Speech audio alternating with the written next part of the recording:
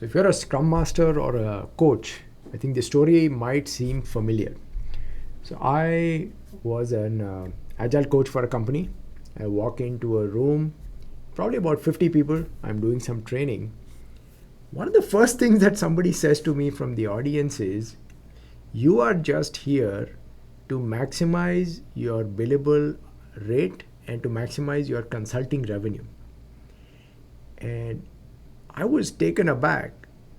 One of my first days in the client site, I have not done anything to harm the client, and I have gone in with my best intentions to serve the client. And I was blindsided, like, what the heck just happened to me?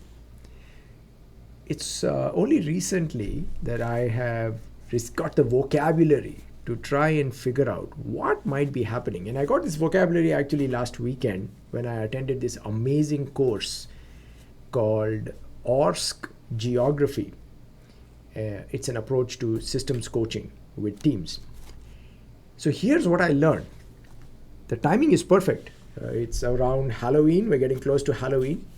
And I learned about something related to ghosts and spirits. So I'm calling this video The Ghosts and Spirits of Transformations Past. And I'll try and unpack what might have happened in that interaction of mine.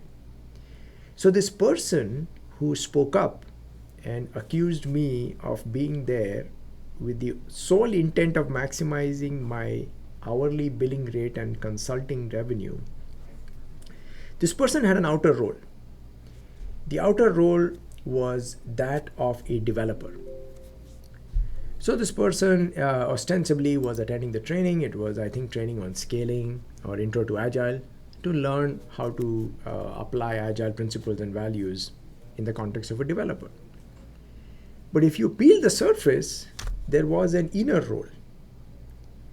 The inner role for this person may have been a steward for the well-being of the company.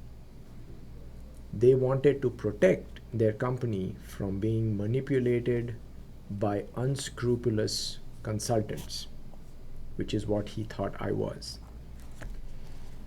What might have been a secret role?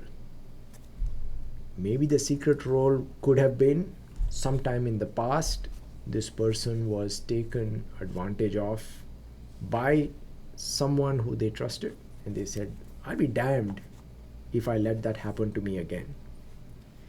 Perhaps there was a ghost role. The ghost could be a consultant, an agile coach, someone in a position of trust who violated that person's trust. That person was not in the room when I was delivering agile training physically, but maybe emotionally, that person's presence was there like a ghost. And finally, there might be one other factor. In the ORSC terminology, it's called time spirits. It's possible that in our industry, for a variety of reasons, agile coaches, agile trainers, scrum masters are looked upon with disdain and with distrust. Who knows why? Maybe there have been a lot of unscrupulous, ineffective agile coaches, scrum masters, trainers.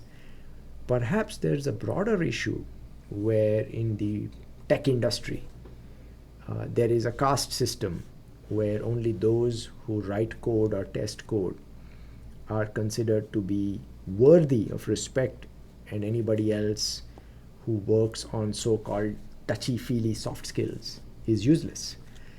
So maybe some of that disdain, some of that contempt which is prevalent in the industry, the bias, the prejudice was also at play. So why am I telling you this? It's possible that when you enter into a relationship, especially, or a system, especially as a scrum master, as a scrum coach, and if you are at the receiving end of some inexplicable and disproportionate amount of hostility, disdain, contempt, and prejudice and bias, and you're struggling to figure out what the heck is happening to me, this could be a model that can help you decipher what's happening.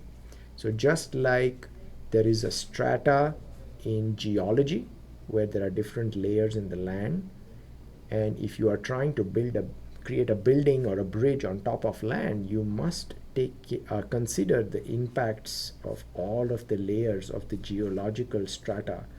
What I learned in my recent ORSC geography course was when you're entering into a system, and a system could be two or more people, you may, and if you're trying to influence the system, you're trying to coach the system, you might benefit from being aware not only of the outer roles of people, but also all of the other roles in the geology of the system. So I hope you found this useful. I'd love to see what comes up for you as you hear this, and if it offers you any fresh perspectives to lead a more fulfilling life and to unleash the awesomeness of whatever system you might be coaching. Until our next conversation, thank you. Keep calm and scrum on.